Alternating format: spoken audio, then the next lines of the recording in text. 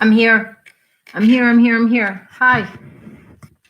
Yee. It took me a little bit. There was some internet snafu going on there today, but I seem to be connected. I'm on a library Wi Fi channel, so hopefully that will hold true. Hopefully you can hear me. Seems like you can. Seems like the mic is going, and I am here. Hello. Hi, Dad. Hmm. Hello. It is Tuesday, June 6th, 2020. I am on Block Island. I'm in the upper level of the Island Free Library, and I am going to bring you a short story today as an afternoon check-in, a program that we call Frankenstein Tea. I have some tea because it's a little bit chilly, so I had hot tea. It's yummy.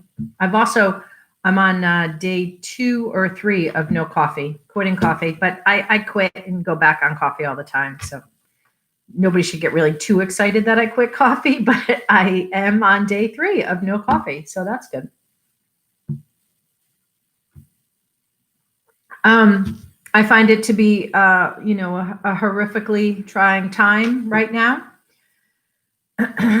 And I think COVID has been difficult, and I think the racism that is so prevalent in our country and has been for quite some time, and the explosion of it and the crisis around it right now is also especially difficult. And I'm not going to say too much about that, for I am sensitive to the right language, the right words, the right message, and I don't want to diminish what is happening and the importance of it. So I'm going to keep it simple, but I do play a role there in my profession, and I'm awfully glad that I have an opportunity to play a role in my profession. And I will report that the Island Free Library had a soft opening today. The building remains closed. The public is not in the building, but we have now chosen to open library services outside of our building on our front lawn and in our front doorway. And we had a great time doing it. And it was really fun and rewarding. We had people right off the bat. We were able to help someone complete their print job, which was important to them. It was about reopening Rhode Island and how their restaurant needs to comply. So they got that information. And then we had a woman who was starving for books, and she showed up, and we were able to give her books. So it was very rewarding right off the bat. And of course, we were able then to put lots of great books on display about race and how to talk about race in your family and racism, and some great material out there today. So that was great. It's not great, but there's reward in that. So that's that. And for us, right, so this is a trying time. Those were my opening words, and perhaps for you as well. So I think our COVID mental health checklist applies for today. So I'm going to go through it quickly. Have you had a regular meal? Have you showered? Have you had enough sleep? Are you thinking kind thoughts about yourself and others? Have you had fresh air? Have you connected with someone you love? And have you moved your body today? And of course, the no is always don't compare yourself to others. Little mental health checklist that we do here at Frankenstein Tea. Then I choose a short story to read, and I'm reading something today from something called The Gray Bar Hotel by Curtis Dawkins. I didn't read too much about this before I started, but I think this was like controversial when it came out. We got this book in 2017. Let's look up when it was published. Probably right then. Yeah, copyright 2017. It's in Scribner, published. Again, Curtis Dawkins, Gray Bar Hotel. I think he published it from prison. I think that is what happened here with the Gray Bar Hotel. And so there was, controversy about,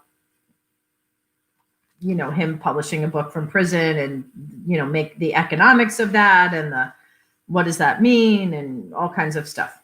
So I bought it because, of course, I would buy the controversial book, and I'm going to read from it. So let me think. Which one am I reading? Oh, yes. This is what I'm reading. I read a few in here today, but there was something about this one. And I think part of what was about this one for me was I'm not quite sure I understood it. So good luck. Enjoy. Deep breath, maybe one more sip of tea, then we'll get started. Hold on. Okay, Frankenstein Tea. The Gray Bar Hotel, Stories by Curtis Dawkins. 6 pictures of a fire at night. One long and dangerously hot summer, my friend Catfish cleaned the homes of suicides in Grand Rapids. Then he finds himself in prison, and the classification lady finds out about his earlier summer job. So when some elderly inmate, 2 weeks from release, wedges his head under the wheel of an idling semi behind the chow hall and waits for the truck to take off, they have Catfish clean it up. He's the go-to guy now for the messes people make at our facility. All hours, day or night, like a doctor. Catfish. I asked him once how many people he cleaned up during that one summer on the outside. A lot, he said. It was hot, like 100 degrees for 3 months straight. How many is a lot? I asked.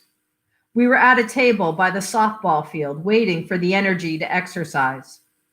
All we'd done so far was smoke 5 cigarettes. Have you ever seen the mess a shotgun in the mouth makes? Really, man, 1 is a lot. This is true, of course, but he knew I wanted numbers. He shrugged. 12? 15 tops. Catfish is half Mexican and half Irish. He's short with a long, bald head and widely spaced teeth, the whole effect making him look like a homely extraterrestrial. He was in prison because he took his wife fishing, killed her, and sunk her in the lake. That's his case, at least. I've read his transcripts, all 300 pages. But I don't remember the name of the lake or the name of the small town it was near. What I remember most about the transcripts is that his public defender put him on the stand in his own defense. His defense was that they fought. She died. He panicked and weighted her down with some bricks he found along a secluded bank. The worst part of the 3-day trial occurred when the prosecutor asked him what he did after he sunk her. I kept fishing for catfish, he said. Even reading the transcripts, I could see the jury, 12 middle-aged white people, their mouths collectively open, revealing the small black holes of the accused future. I doubt they even paid attention after that. I'll just come right out and say it. I don't think Catfish killed his wife. I'm pretty sure his sister killed her because the wife stole her crack and Catfish took the rap. On and off for the past year, I've tried to get him to admit it. I'm not sure why, except I don't think he should carry that weight all alone. He won't do it, though. He'll talk around the subject, about how his sister and his wife really hated each other, about how they both loved to smoke crack. And once he said, Mary stole, and that was it. He stopped himself. So we got off the table finally, at the same time, like a couple of birds that agree to fly away without a sound between them. It was the first day of March, and we needed to get back in shape. It was cold still, but there were 20 or so guys walking around the asphalt track. We walked in silence for a few minutes, then stopped and did 20 push-ups on the grass near the guard tower. It was sunny, but there were still patches of snow around the yard. We walked a while longer, and after our second set of push-ups, he told me there's a cereal shower crapper on B Wing. About once every 3 days, they call me to clean it up. I asked if he'd rather clean up crap in a shower or suicides. Suicides, definitely, he said. After 3 or 4, it's no worse than, I don't know, cleaning a bunch of fish. With suicides, you wear a respirator, and it's mostly a bunch of scraping. It's the same thing all over the room, brain and bone, sometimes parts of teeth. You think of something else.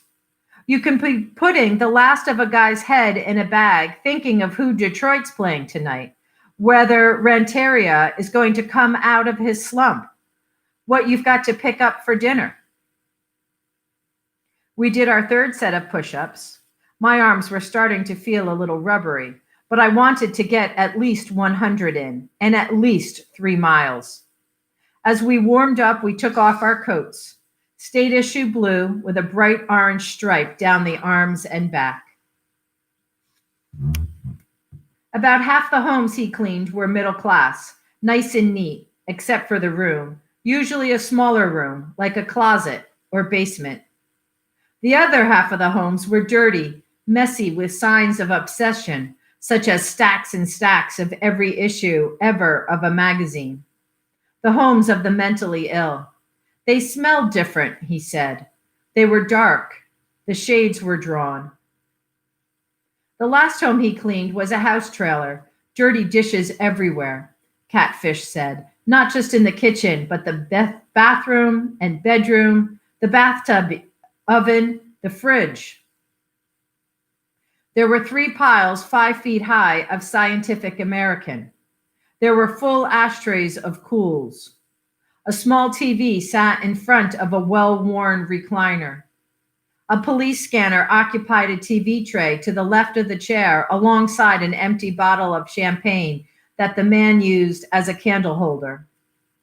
There was a half-burned yellow candle smelling of butterscotch when Catfish went to clean. And then the room. There was always the room. You're told which one and where it is, but you can smell it first without the respirator on, especially when it's hot. It's not rotten so much as a cross between gunpowder and old hamburger meat, he said. His boss, Cindy, would stand outside the white panel van equipped with 500-gallon tanks of cleaning solution and hot water, huge coils of thick gray hoses, levers, and switches on a complicated control panel. It was a van-sized vacuum cleaner powered by a mufflerless diesel generator, the sound of which let everyone within a mile know something serious was taking place. The 50-foot hose snaked from the van to Catfish's long steam nozzle, which sprayed hot, sanitizing cleaner on the forward pass, then vacuumed the now bloody solution on the pullback. The hose coiled, then released like a python as it sprayed and vacuumed and sprayed. His boss ate Cheetos while Catfish worked, staining her fingers the fluorescent orange of a traffic cone. The man had killed himself in his bedroom. It must have been a side-aimed pistol shot because the mess was on the wall, as opposed to the ceiling, indicating a barrel in the mouth. The cleaning was ordinary, except for the pictures on the wall, 6 of them in glossy color, 8 by 10, framed in glass. They were a series of one event with the time and date. Each one was taken, written in the white ink of a gel pen on the lower left corner. Catfish knew right away what the series recorded. Picture 1, January 15th, 2001, 8:32 p.m. Outside the door of the suicide's trailer, a glow in the sky many miles away. Catfish remembered seeing that glow from his own house, how it was preceded by a low rumble and a flicker of the lights. His TV went off and everyone in the neighborhood went outside. He thought a jet had crashed somewhere around Gerald R. Ford International, and he knew then why he dreamed for years about all manner of aircraft disintegrating before his eyes, once or twice a year ever since he was a kid. In the dreams, the sky was full of them, all flying in a frenzy, until suddenly they didn't, and he watched them fall one by one in a fiery trail. He was watching people die, he knew. Why planes? He'd often wondered, until this rumble and glow led him out that cold night. He was nervous, but also excited as he got in his car and drove south toward the glow. Picture 2, January 15th, 2001, 8:47 p.m. This one had considerably more of the man stuck to the glass. Catfish sat on the bed, and with a soft rubber scraper, he slid the vicious matter into the red biohazard bag, then cleaned the picture with bleach wipes. The picture was taken without flash through the front window of the man's car. The glow is closer now. There is a line of cars ahead of him. As Catfish drove closer to the site, he knew for sure it was definitely not a building. There were only fields for miles and miles. The perfect place for a jet to crash. Picture 3, January 15th, 2001, 9:15 p.m. Fire, 50 to 100 feet high over the tops of trees. Catfish looked for the detritus of a plane crash, seats, luggage, scattered contents of bright white socks and shirts and underwear. He looked for wreckage. He looked for something he would remember forever. A lady's wig blowing across the field, a hand on the road, a laptop that had turned itself on glowing next to the road. But there was nothing yet. He rolled down the window and heard the loud, shrill scream of what may or may not have been a jet engine still running. He smelled fuel of some kind. Picture 4, January 15th, 2001, 9:27 p.m. The fourth picture is bright and beautiful, a long, clean flame shooting straight into the air. The only darkness to contrast the overwhelming fire is the bodies of the onlookers at the bottom of the frame. Catfish could have been one of those people, his hands over his ears, leaning slightly forward as if to try to soak in some of the heat or light. It wasn't a jet crash after all, but some sort of exploded gas transfer area. People in silver suits walked toward the fire. I asked Catfish if he was disappointed that it wasn't a plane. Relieved, mostly. Some dreams, you know, you don't want to run into. Picture 5, January 15th, 2001, 9:43 p.m. A hole in the upper right corner, small caliber, maybe a .22. The glass was shattered and there was no way to decontaminate it. Brain, hair, skin, and blood. The picture had been taken driving away, the glow at about the same intensity as driving forward. If you didn't know about the event, if the photo was not part of a series, it would have been meaningless. Catfish slipped the photo from the frame and into a separate biohazard bag. It still hangs, he thinks, on the wall in the home where he used to live, in the home where his mess of a sister lives now. Picture 6, January 15th, 2001, 10:32 p.m. 2 hours after the first, the same view as picture number 1, except there's no glow. A quarter moon has risen in its place. A chunk of ear stuck to the glass of this one, though cartilage and bone look a lot alike. When Catfish came home from seeing the fire, his wife was watching it on the news. Her name was Mary, and that night she wasn't smoking crack. She was drinking Popov out of the bottle.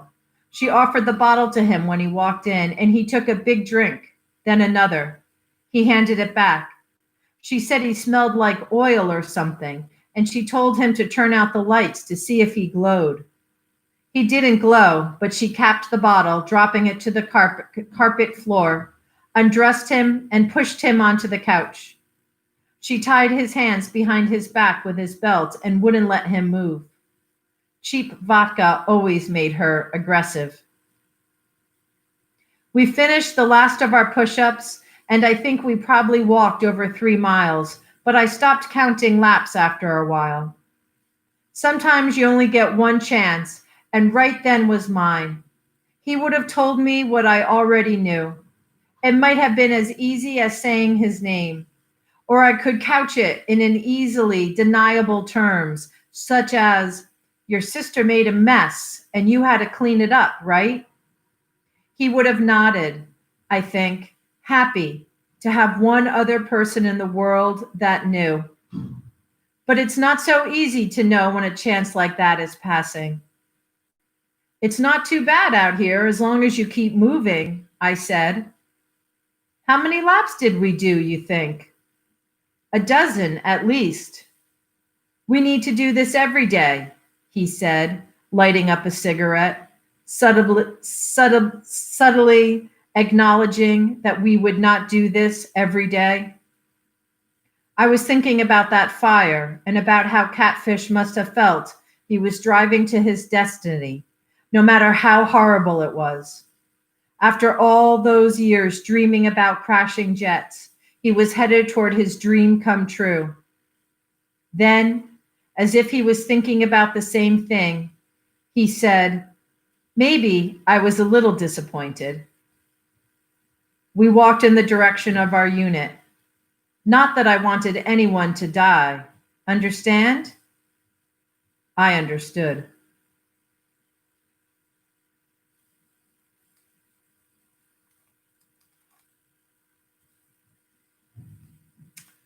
That was from The Gray Bar Hotel, Stories by Curtis Dawkins.